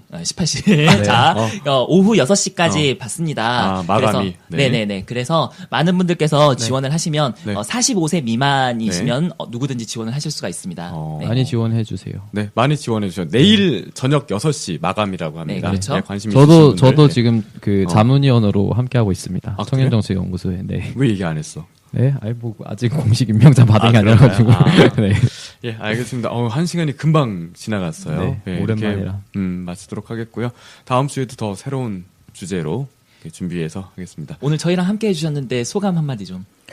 굉장히 즐거웠고요. 예. 이렇게 분량을 좀 더 많이 가졌으면 좋았겠다는 생각이 드네요. 그 저희가- 방송하기 전에 그러니까 드립을 굉장히 많이 날리셨는데 그래서 좀 방송이라 그런지 수줍수줍 하셨던 것 같아요. 네, 생각보다. 긴장이 예, 돼서 예. 네, 말을 잘 못하겠더라고요. 네. 저희 한 번 더 또 유나 누나 쉬는 날 한 번 더 오시고. 유나 지금 보고 있나? 거기 유나 있어? 이따가 지금 없는데? 아, 그래? 좀 바쁜가 보다. 예. 그러면은 여기서 인사드리겠습니다. 다 같이 인사하죠. 예. 고맙습니다. 감사합니다. 네, 죄송합니다. 감사합니다. 다시 시작하려고요. 마지막에 긴장이 더 하고 일어나. 싶으신 거야, 지금. 너무 아쉬운 예. 거야. 한 편 더 찍어야 예, 돼요. 그럼 이렇게 정리하도록 하겠습니다. 다음 주에 뵙겠습니다. 네, 고맙습니다. 감사합니다. 감사합니다. 워낙에 굳건해가지고 그냥 믿고 그런 것 같아. 좀 어떤 반원 정서 이런 게 생겼으면 좋겠는데 어쨌든 이제 저희 부모님은 지난 대선 때 처음으로 민주당 후보를 찍으셨고요. 그래서 제가 좀 물어봤어요. 뭐 찍으신 거 어땠냐? 이렇게 좀 마음에 드시냐 그랬더니 사실 저희 부모님은 정치에 그렇게 큰 관심이 없으세요. 그냥 그 나이 때에 어른들이 갖고 있는 생각 갖고 계시고 그랬더니 그냥 주변에서 얘기하는 거 들으니까 괜찮은 것 같다고 말씀을 하셨고 저는 이 얘기를 갑자기 왜 꺼냈냐면은 그 평택에 내려가니까 아까 말씀드린 대로 그 자유당 텃밭임에도 불구하고 정말 현수막이 많이 보이는 거예요. 그 우리 민주당 현수막이. 뭐 지역위원장 이름으로 내건 현수막에서부터 당직자분들의 어떤 그 현수막이 많이 보였는데 다른 당도 많았다고 하는데 저는 유독 평택에서 거의 진짜 자유당이 1개 있으면 민주당은 9개 이렇게 봤거든요. 그러니까 너가 좀 반가우니까 이렇게 더 눈에 띄고 그런 건 아니었을까? 그런 것도 그랬는데 거의 진짜 못 봤어. 평택에서는 다른 당. 뭐 이제 서울 올라와서도 그렇고. 그러면 그 전에 이제 추석이나 설 세러 갔을 때에는 그렇게 많지 않았던 거지. 전에도 물론 있긴 있었지만은 거의 체감적으로는 2-3배 늘어난 느낌이랄까? 거의 뭐 사거리에 다 걸려 있다든지. 지방선거 준비하시는 분들이 많은가 봐요, 평택 지방이. 아니 그러니까 이제 그렇죠. 항상 그래서 이제 선거 전에 이제 추석이나 설 때 그렇게 인사하는 플랜카드 거는 분들은 되게 많긴 했는데 그럼에도 불구하고 이렇게 눈에 띄게 증가했다라는 것은 내가 생각했을 때는 그 전까지만 하더라도 그 동네에서 민주당의 이름을 걸고 한다는 게 뭐랄까 이제 좀 주민 정서라든가 이런 것들이 좀 호의적이지 않았던 거지. 그런데 분위기가 어찌됐건 간에 조금이라도 변한 거지. 그러니까 그렇- 자신감이 생겨서 네, 지방선거에서 좀 더 힘을 내가지고 이렇게 열심히 해봐야겠다라고 생각하는 입지자들이 많이 늘어난 게 아닌가. 그치, 이제 평택 의뢰 지역위원장 그 김성기 씨 같은 경우에는 평택시장을 몇 번 하셨었고, 또 이제 아마 계속 나오시려고 하시는 것 같은데, 어쨌든 그렇게 많이 보여서 저희 부모님 같은 분들한테는 좀 영향을 주지 않을까 싶어요. 근데 그거 되게 중요합니다. 그러니까 플랜카드에 파란색으로 이렇게 많이 눈에 띄게 되면은 아무래도 나중에 이게 계속해서 각인이 되기 때문에 예, 그런 것들이 좀 되게 영향을. 그 사실 우리는 주변에 그래도 정치에 관심을 많이 갖는 분들이 있기 때문에 설마 이럴까라고 생각을 안 하지만은 부모님하고 대화를 나누다 보면은 좀 이렇게 놀랄 때가 많거든. 그러니까 비례의원 이런 것도 잘 모르시고 그렇기 때문에 그런 어떤 현수막 많이 걸고 이런 게 좋은 영향을 확실히 아니, 많이 근데 원래 끼칩니다. 민주당이 현수막 정치 되게 못했거든요. 아 맞아, 그것도 되게 네, 중요합니다. 문재인 대표 이후에 이제 더불어민주당으로 가는 과정에서 이제 뭐 손혜원 의원이 홍보를 맡고 이러면서 좀 홍보국 보강시키고 이랬잖아요. 아, 이것도 얘기를 할 수밖에 없는데, 그 전에 현수막들 보면은 디자인들이 아주 좀 구렸습니다. 구렸어요. 예, 근데. 이상한 데다 달고. 그러니까. 근데 더불어민주당으로 이렇게 바뀌면서, 그리고 손혜원 의원이 이제 디자인을 이렇게 좀, 신경을 쓰기 시작하면서, 디자인들이 되게 예뻐요. 맞아요. 그렇지 않아요? 예. 그래서 눈이 한 번이라도 더 가게 되고. 대신 국민의당이 후져졌어요. 깜짝 놀랐습니다. 그래서 국민의당이 우리 옛날 민주당을 보는 것 같다니까, 네. 하는 걸 보면. 옛날에 그런 현수막도 있었어요. 뭐 무슨 며느리 뭐 어쩌고 뭐 운전은 남편이 아, 뭐 그런 현수막도 걸었었어요. 국민의당에서. 욕 바가지를 정말 먹었어. 이번에도 막 무슨 복 가져가시고. 이번에도 뭐 했어요? 저번에 예. 그게 저번 설 현수막이었죠. 예, 예, 맞아요. 네, 예, 예. 보면서 욕 많이 했죠. 그러니까. 예, 그렇죠. 그 남해군에는 현수막 좀 많이 보였던가요? 별로 못 봤습니다. 아. 저는 일하느라 왔다 갔다 하느라 바빠서 솔직히 네. 네네네. 자유당 같은 경우에는 전술핵 재배치해야 된다고 막 그런 현수막을 아, 계속 다 그거 얘기하더라고. 밀고 가는 거죠, 그걸. 그래서 역시 네. 잘 되는 당은 이유가 있다. 뭐 이런 결론을 낼 수도 있는 거고요. 그렇게 근데 뭐 우리 청취자들 그다음에 이제 시청자들은 다 알고 계시죠? 전술핵 재배치 말이 안 되는 이유를. 예. 네, 설명충 본능이 발휘돼가지고 얘기를 할까 싶다가도 이제 뭐 다 아시겠지. 그러니까. 할 얘기 많으니까. 청취자분들이랑 시청자분들은 다 이렇게 식견이 높으신 분들이라. 그러니까. 자, 그렇습니다. 이렇게 연휴 동안에 이렇게 있었던 일 얘기해봤고요. 본격적으로 그걸 또 알고 계셔가지고 제가 꼭 한 분은 알고 계세요. 예, 그래서 그분이 이렇게 말씀을 해주시니까 예, 그렇게 됐습니다. 이렇게 말씀드렸죠. 그 한 분이 너 아니야? 그런가? 자, 재호는 좀 어떻게 뭐 어땠어? 저는 뭐 서울에 살아서 서울에서 나고 자라고 온 가족이 다 서울 경기 지역에 거주하고 있어서 그 이제 가족들이 저희 집에 다 모였는데 정치 얘기는 안 했어요. 그러니까 저희 그 큰 이모가 그 열렬한 보수 지지자이기 자유당. 때문에 보수당 지지자이기 때문에 정치 얘기를 하면은 원성이 높아지고 갈등이 발생합니다. 너 그래서 보고 빨갱이라고 하신대. 빨갱이라고 하진 않았고 빨갱이이지 않을까라는 의문을 늘 한켠에 갖고 별 차이는 계신다는. 없는 것 같아. 근데 뭐 그렇게 정치 얘기를 특별히 하지는 않았고요. 그러나 이제 저희 작은 이모는 문재인 대통령 아주 좋아하셔가지고 운명 책을 읽었다고 저에게 그 운명 책에 나온 이야기들을 쭉 또 해주시길래 제가 답례로 문재인 대통령 우표를 선물로 드렸습니다. 이야. 아주 좋아하시면서 돌아갔습니다. 이번 추석 선물에 있어서 이 넘버원이 바로 그 우표가 아니었을까 이런 생각을 좀 하게 됩니다. 제가 좀 넉넉하게 마련을 했던 거를 좀 뿌렸죠. 아, 그랬어? 네네. 진짜 이렇게 나눠드렸구나. 네, 저도 아직 조금 여분이 있습니다. 자, 그럼 어떠셨어요? 저는 예. 이제 결혼을 했기 때문에 시댁을 남해로 네, 갑니다. 그 경상도 쪽이다 보니까 네. 이전까지는 가면 솔직히 이 뭐 민주당 욕 같은 걸 조금 하시곤 예. 하셨어요. 아무튼 어르신들이. 그런데 최근 분위기가 좀 많이 달라졌어요. 이제 욕을 안 하세요. 네. 근데 이제 말씀을 들어보니까 국진이하고 알게 된 게 이제 캠프에서 이렇게 알게 지난 되셨다고. 예. 이번 대선 때 네. 이제 더불어민주당 네. 저희가 그 문재인 후보 선대위 일자리위원회 위원으로 제가 일을 했었고요. 뭐 그런 인연으로 알게 됐는데 예. 그때 언제였지? 제가 그 남해를 내려간 적이 있었어요. 네, 시댁 네. 어르신들 뵈러 내려갔었는데. 지난 설이었겠네요. 그렇네요. 네. 서울에 내려갔었는데 보통 이제 어르신들이 거실에 이렇게 모여 있고 그 아랫사람들이 네. 부엌 같은 데 이렇게 앉아 있는데 예. 보통 이제 거실에서 어르신들이 이제 민주당 욕하는 걸 가끔 듣곤 했었는데 이번에는 이렇게 다들 또 뭐라고 이렇게 말을 하시려다가 아니다. 우리가 이런 얘기를 하면 젊은 애들이 뭐라고 한다. 조용히 하자. 그러니까 이제 스스로 좀 망설이고 이건 좀 알아서 좀 하지 말아야겠다 이런 자중하는 분위기가 있었군요. 근데 지난 설만 하더라도 사실은 어떤 적폐청산을 필요하다 그런 어떤 전 국민적인 그런 분위기가 분명히 있었던 것도 사실이잖아요. 그렇죠. 그럼에도 불구하고 그때 왜 그렇게 욕을 하고 그랬을까요? 잘 모르겠습니다. 그 전 정권 지금 박모 대통령 전 대통령은 네. 욕을 하지만 그래도 민주당을 지지해주기에는 조금 그 마음속에 아직까지 받아들여지지 않는 게 있으셨던 것 같아요. 네. 그 혹시 뭐 칭찬하시는 분은 없으셨나요? 칭찬까지는 없었고 그냥 제가 그 관련 일을 한데 그러니까 제 앞에선 조용히 하자 이런. 남해면은 경남인가요? 네. 경남. 김두관 그렇죠. 사가 남해 네. 출신이죠. 네네. 깨알 전 지사죠. 그러니까 정덕이 이렇게 아까도 오다가 또 어떤 분 지나쳤다고. 네, 최재천 의원 그 성동구. 네, 오랜만에. 그러니까 최혜천 전 의원. 의원을 길거리에서 아무렇지도 않게 알아볼 수 있는 사람은 얘밖에 없을 거예요. 근데 원래 TV에 옛날에 많이 나왔잖아요. 많이 백범 나오셨는데 그래도 20대 중에서는 알아보는 사람 그치, 별로 그 얼굴 없어요. 기억을 누가 하겠니? 또 이게 좀 멀쑥하고 또 변호사이시고 또 네. 도서정까지 이제 그 법안 발의하신 분. 네. 최혜천 의원님께서 이렇게 귀를 이렇게 후비지 않을까. 생각이, 어디서 내 얘기를 하나? 그럼 이따 자세히 말씀 들어보도록 하겠고요. 그 명절 증후군 관련해서 이제 얘기 들어보려고 모셨거든요. 자, 그럼 그 전에 나 할 얘기 있다. 그러니까 나는 이제 저는 집이 경기도 평택이거든요. 여기가 새누리당, 그러니까 자유당 텃밭이에요. 원유철. 평택갑 원유철 5선 지금 하고 있잖아요. 원유철 총선- 진짜. 지난 총선 같은 경우에는 얼굴을 안 들이밀고 원내대표라 다른 지역에 이제 유세하러 지원 유세가고. 그렇게 갔는데도 정말 압도적인 차이로 그렇게 당선이 됐단 말이야. 자기 지역구는 전혀 이렇게 안 했는데도 불구하고. 네, 안녕하세요. 뉴비씨 시청자 여러분 그리고 팟빵 청취자 여러분 정치 신세대 전승민입니다. 오늘 이렇게 7번째로 인사드리게 됐는데요. 이게 실화냐? 벌써 이제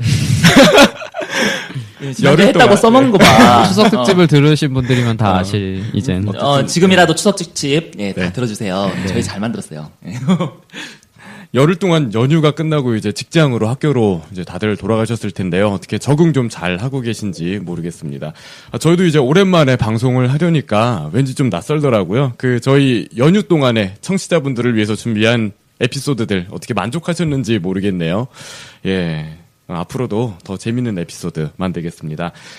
자, 그러고 인사하겠습니다. 오늘 약간 좀 아쉬워하는 분들 있으실 텐데요. 유나가 또 이제 개인적인 사정으로 인해서 오늘 참여를 못했어요. 그래서 얘 자주 빠지는 것 같아. 네, 늘 아쉬워하시는 분들이 많더라고요. 유나 팬이 제일 많은 것 같아. 그 댓글 보면 유나 찾는 분들이 제일 많아. 그러니까 중간에 빠져야지 이렇게 찾는 사람들도 생기고 그렇게 인기 관리를 하는 게 아닌가. 그래서 국진이 한번 빠지는 거 국진이 어때? 빠지려고 했었구나. 그래요. 그렇지. 그래서 오늘 빠지려고 했는데 의도가 다 있었구나. 저까지 빠지면 안 되겠다는 책임감에. 자, 그럼 오늘 게스트 분부터 소개해 드릴게요. 자, 그럼 소개 말씀 좀 간단하게 해주시죠. 안녕하세요. 전 오리지널 신세대, X세대, 네, 권선주라고 합니다. 오늘은 뭐 여러 가지 말씀 듣고 저는 네. 차분하게 네. 이제 여러 가지 의견을 말씀드리려고 앉았고요. 저는 인기라든지 방송 분량 이런 데 연연하지 않고 오늘 얌전히 이거 앉아있습니다. 방송 전과 되게 다른 말씀을. 그 말은 오히려 욕심을 내시는 것 같은. 네.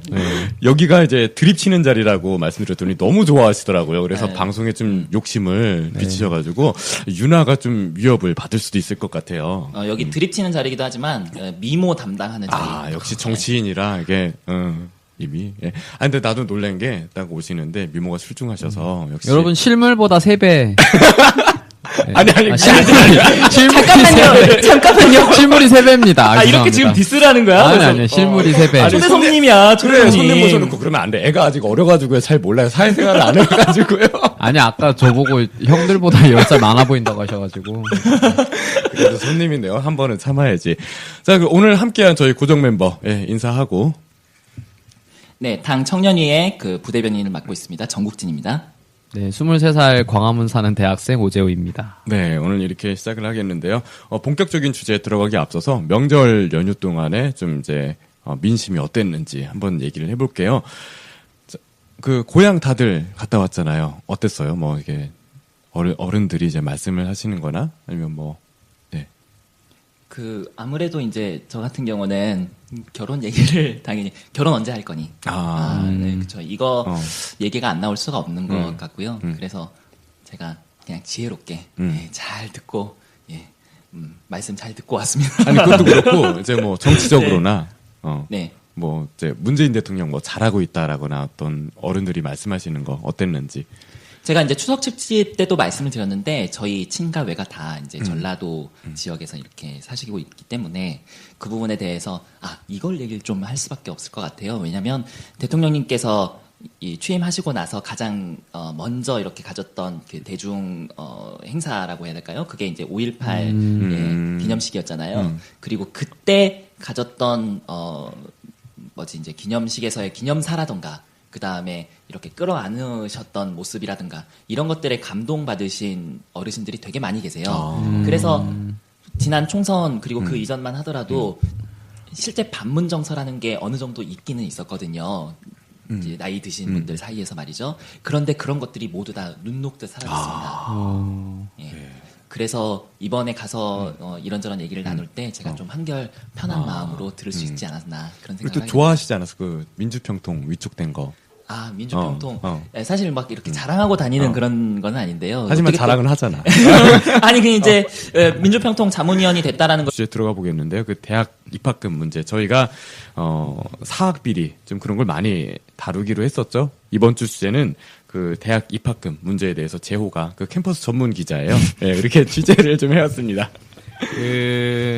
이제 어제예요. 어제 교육부에서 보도자료를 하나 냈어요. 그 내용이 뭐냐면 그 대학 입학금을 걷는데 대학 입학금에 그러니까 사립대 입학금 중에 이 돈이 입학 관련 업무에 사용되는 게 30%에 불과하다. 그러니까 40억을 받으면 12억 정도만 지출을 한다는 거예요. 그러니까 나머지는 학교에서 일반 회계로 유용을 하고 있다. 그러니까 전용을 하고 있다라는 거를 교육부에서 발표를 했어요. 그러니까 이걸 발표한 이유가 뭐냐면 문재인 대통령이 대통령 선거에 출마하면서 내걸었던 공약 그리고 대통령 취임 이후에 발표했던 국정과제에 모두 입학금 폐지 문제가 들어가 있어요. 근데 이게 왜 계속 문제가 되고 있냐면, 그러니까 여기 이제 지금 방송을 듣고 계신 분들이나 아니면 그 자녀분들 아니면 뭐 저도 겪었던 문제인데 학교에 입학을 해요. 분명히 등록금이 350만 원이라고 들었어요. 근데 첫 학기에 450만 원을 내라고 그 날라오는 거예요. 그럼 입학금이 100만 원이야? 그렇죠. 그렇게 많았어? 네, 입학금이 그 평균적으로 사립대가 285곳이 있는데 평균적으로 77만 원이에요. 국립대 같은 경우에는 41곳 평균에 15만 원.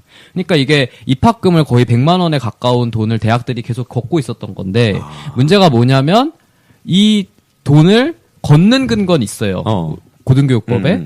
근데 이거를 어떻게 산정하는지, 어떻게 사용하는지 대학이 발표할 의무가 법에 없는 거예요. 그러다 보니까 계속 그 대학교의 학생들은 계속 문제 제기를 해왔고, 또 국회에서 이 고등교육법을 개정하는 게 계속 발의가 됐음에도 불구하고, 우리가 계속 사학비리를 다루지만 대한민국에서 굉장히 힘이 센 기득권 중에 하나인 사학들이 계속 이걸 막고 있는 거예요. 그러니까 지금도 입학금을 없애라고 이제 교육부에서 계속 압박을 하고 이제 또 대화를 계속 이어가고 있는데도 불구하고 사립대에서 못 없앤다라고 계속 이제 반발을 하고 있는 거죠. 근데 이게 흥미로운 게 OECD 34개국의 입학금을 걷는 나라가 4군데가 있어요. 포르투갈, 멕시코, 대한민국, 일본이에요.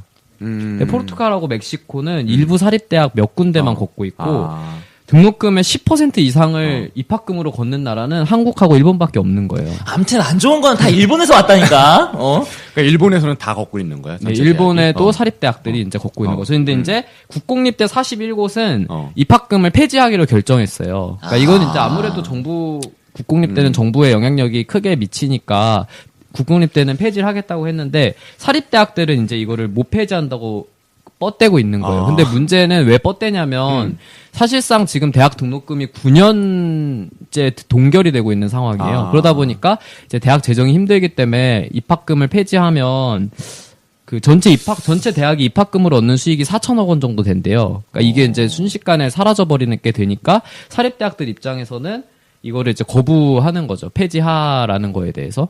그래서 이제 정부에서는 너네 국가 장학금을 더 주겠다. 그리고 재정 지원을 해주겠다. 이제 이렇게 당근을 제시를 하고 있는 거죠. 네. 일단 그런 반응은 없는 거고 일단 그냥 무조건 계속 지금 대화를 하고 있는 과정이고. 아니 근데 조금 말이 안 되는 게 물론 이제 그렇게 해서 갑자기 그 대학 재정이 그만큼 이제 비게 되겠지만 그런 거를 알면서도 국공립 때는 폐지를 한다고 했잖아. 그렇죠. 그러니까 이건 좀 아니면 최소한 좀 뭐 입학금을 좀 줄이겠다. 그러니까 당장 폐지가 안 되면 줄이겠다라는 그런 정도의 뭐 좀 성의는 보여야 되는 거 아닌가? 그렇죠. 아니면 어디에 쓰고 있다라는 거라도 밝혀줘야 그렇죠. 되는 예. 건데. 그러니까 예전에 이제 그 참여연대에서 대학마다 그 입학금 어디다 쓰는지 밝혀라 하는 걸 정보공개 청구를 했어요. 그래서 저도 그때 저희 학교에 정보공개 청구를 태어나서 처음 해봤거든요. 그래서 좀 약간 무서웠어요. 아무래도 학교에다가 정보공개 청구를 하면 다 제 정보가 들어가니까. 그래서 학교에 직접 안 하고 교육부를 통해서 교육부가 이제 학교에 정보공개를 요구하는 방식으로도 가능하더라고요. 그래서 학교에 제가 그 요청을 했었는데 뭐라고 답장이 이제 이메일이 왔어요. 학교 담당자한테 한 2주 후인가. 그 입학금을 사용하는 내용 공개하지 않는 게 원칙이고 학교 내 원칙이라고. 그리고 내역도 갖고 있지 않다. 그냥 학교 내 원칙. 그러니까 학생들한테 100만 원씩 받아가지고 어디에 쓰는지 사실상 안 밝히는. 그러니까 교육부에서도 요구한 곳이 285곳에 요구했는데 절반 정도밖에 제출을 안 했다는 거예요. 어디에 사용하고 있는지를.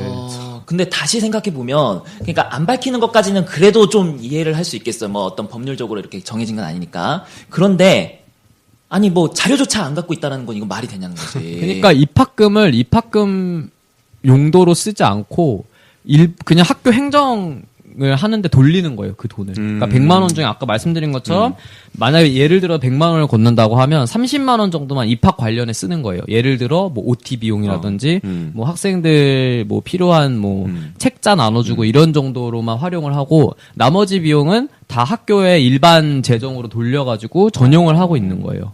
그러니까 이게 제대로 사실 법정 규정이 법에는 소정의 입학금을 거둘 수 있다라고만 규정이 돼 있고 다른 규정들이 없으니까 사실상 정부가 간섭을 할 수 없는 상황에 놓인 거죠. 제도적 미비점이 있는 건데, 예. 그러면은 좀 좀 수정을 해서 고등교육법 개정안 같은 거를 좀 수정을 해가지고 그게 좀 어느 정도 움직임이 있나요? 그 입학금 관련한 문제 제기는 한 4, 5년 전부터 계속 됐어요. 특히 이제 민주당 의원들을 중심으로 굉장히 오래되어 왔고, 그럼에도 불구하고 아무래도 이제 정부가 당시에 이제 보수 정부였으니까요. 보수 정부는 사실상 굉장히 미온적이었고 이 등록금 문제에 관해서는 그렇기 때문에 지속적으로 이제 그 등록금 문제에 대한 또 고등교육에 대한 문제 제기를 해온 건 사실상 민주당이잖아요. 그러니까 민주당이 집권을 하게 되면서 문재인 대통령도 사실 그 공약으로 하고 또 100대 국정과제에 넣을 만큼 상당히 사실은 중요하게 여기고 있는 거고, 어떻게 보면 등록금 문제가 그 대학생들에게 굉장히 중요한 이슈인데 그 중에 하나가 사실 입학금 문제거든요. 그러니까 뭐 등록금을 줄여라 하는 건 사실상 조금 부담이 있으니까 정책적으로 뭔가 하는 게, 그럼에도 그래서 이제 그 문제 제기가 되고 있는 게 입학금에 관한 거죠. 그리고 이제 지금 정부가 이제 새로 정부가 들어서면서 계속 추진을 하고 있고, 지금 현재 이제 사립대학들하고도 계속 논의를 하고 있는 건데 이제 계속 뻐기고 있는 거죠. 못 낮춘다. 지금 문재인 정부가 되게 의지를 보이고 있는 게, 제가 이제 평택 말씀을 드렸잖아요. 평택에 평택대라고 있습니다. 이게 사립대학이에요. 이름은 평택대인데 여기서 지금 이제 이 재단이 비리가 너무 많은 거예요. 예를 들면 법인 자금 사적 유용, 그다음에 족벌 경영, 학사 운영에 좀 문제가 있고, 심지어는 성추행, 은폐하는 어떤 그런 문제들이 있는데, 이게 왜 지금까지 이어졌냐면은 지난 정권에서는 이게 수사 의지가 없었던 거예요. 이번에 이제 그 사회부총리 직속 사학혁신 추진단 내 사학발전 제도 개선 TF가 되게 길다. 너무 길어가지고 이번에 그래가지고 좀 수사 의지를 보인다고 하더라고요. 아무리 이제 신고를 해도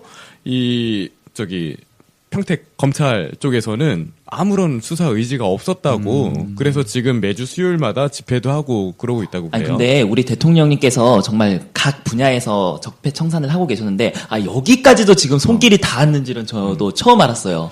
지금 그래서 서서히 적폐청산을 준비하고 계시다. 교육 적폐 어마어마해요. 맞아. 그럼요. 우리 예. 저 국정교과서부터 시작해가지고. 저는 어제, 이거 좀 뜬금없는 얘기긴 한데, 어제 그 문재인 대통령이 그 회의 때 했던 이야기가 저 되게 인상 깊었어요. 그러니까 적폐청산은 사정을 하려는 게 아니다. 그러니까 적폐청산은 혁신, 그 개혁, 그러니까 우리나라의 어떤 그 미래를 열기 위한 혁신과 개혁으로 향해 가는 그 주춧돌 같은 느낌이라는 메시지를 내서 저게 진짜 저는 핵심이라고 생각하거든요. 그러니까 적폐청산이 정말 혼내려고 하는 게 이게 목표냐. 정말 그대로 우리나라를 개조하고 더욱더 혁신적으로